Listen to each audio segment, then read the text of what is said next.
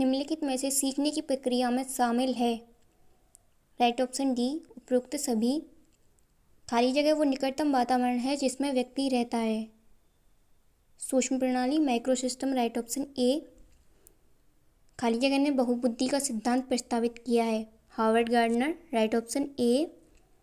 RTE अधिनियम 2009 के अनुसार निम्नलिखित किस प्रमाण पत्र के बिना कोई विद्यालय स्थापित नहीं किया जाएगा? मान्यता। Right option B. अनुभव द्वारा उत्पन्न व्यवहार या व्यवहार क्षमता में किसी भी अपेक्षाकृत स्थायी परिवर्तन को खाली जगह कहा जाता है। तो अधिगम। व्यवहार में आए स्थायी परिवर्तन को अधिगम।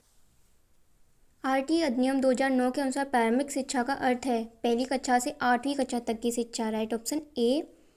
आनुवांशिकता तंत्र के अध्ययन क्षेत्र में नवीन शोध किस दिशा की ओर अग्रसर है? जानवरों का प्रायोगिक प्रजनन। राइट ऑप्शन सी। आरटीई अधिनियम 2009 शिक्षकों के लिए प्रति सप्ताह कितने घंटे काम करने के निर्देश देता है? 45 घंटे। Right option B. निम्नलिखित में से कौन व्यक्तित्व का जैविक निर्धारक नहीं है? स्थितिजन्य संरचना। Right option D. निम्नलिखित में से कौन आनुवंशिकता का सामान्य नियम नहीं है? राइट ऑप्शन ए प्रगति। वैज्ञानिक अनुसंधान करने की दिशा में निम्नलिखित में से कौन सा एक कदम नहीं है? गतिशील दृष्टिकोण। Right option D.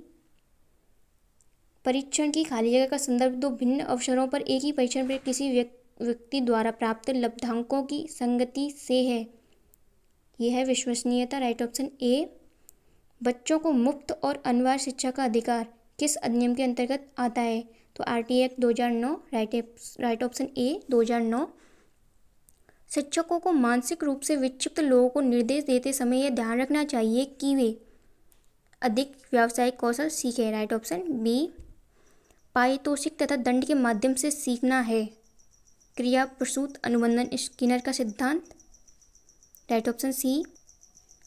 फ्रायड के अनुसार व्यक्तित्व के प्राथमिक संरचनात्मक तत्व हैं। संरचनात्मक तत्व तो राइट ऑप्शन होता है बी इदम अहम पराम अहम। आकारात्मक में आ जाते हैं चेतन, अचेतन और अर्धचेतन। स्थिर अवस्था बनाए रखने के लिए शरीर की प्रवृत्ति को कहा जाता है समस्थिति। Right option A. सीता एक डे केयर सेंटर में काम करती है। वेतन कम है और काम के घंटे लंबे, लेकिन वह बच्चों के आसपास रहना पसंद करती है और उच्च वेतन वाली नौकरी की तलाश करने की कोई इच्छा नहीं रखती है। सीता की प्रेरणा किस प्रकार की लगती है? तो ये उसकी आंतरिक प्रेरणा। राइट ऑप्शन ए। प्रतिभाशाली की पहचान में हमें प्राथमिकता देनी चाहिए वस्तुनिष्ठ परीक्षा के परिणाम को। Right option B. निम्नलिखित में से कौन सा संज्ञानात्मक कार्य पद्धति के स्वस्थ स्तर को बनाए रखने के लिए मदद करने के लिए उपयुक्त नहीं है? आसीन जीवन शैली। Right option C. जीवन अस्तित्व के संघर्ष और उत्तरजीविता की एक सतत श्रृंखला प्रस्तुत करता है। ये कथन किसके द्वारा कहा गया है? डार्विन। राइट ऑप्शन ए।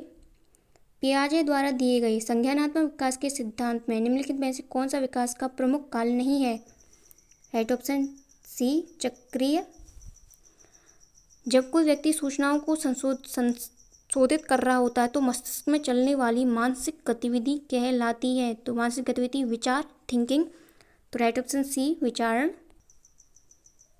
बुद्धि लब्धि निकालने का सूत्र MA/CA/100। राइट ऑप्शन ए। आत्मसातकरण है वर्तमान स्कीमा का प्रयोग बाह्य जगत के विश्लेषण के लिए। राइट ऑप्शन ए। शिक्षा के 3 प्रमुख आधार हैं शिक्षक, छात्र और पाठ्यक्रम। राइट ऑप्शन ए। डिसलेक्सिया किसे कहते हैं? तो पढ़ने में कठिनाई कहलाती है डिसलेक्सिया। राइट ऑप्शन ए।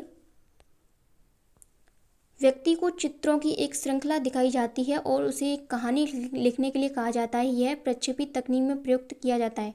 TAT थीमेटिक एपर्सेप्शन टेस्ट, कथानक संप्रत्य परीक्षण। राइट ऑप्शन ए।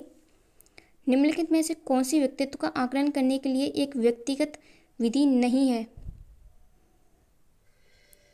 राइट ऑप्शन डी निर्धारण मापनी। यह वस्तुनिष्ठ विधि है, बाकी ये तीनों आत्मनिष्ठ हैं। निम्नलिखित में से कौन सा मानसिक मंदता के वर्गीकरण के अंतर्गत नहीं आता है? राइट ऑप्शन डी तीव्र मंदता। यह नहीं आता।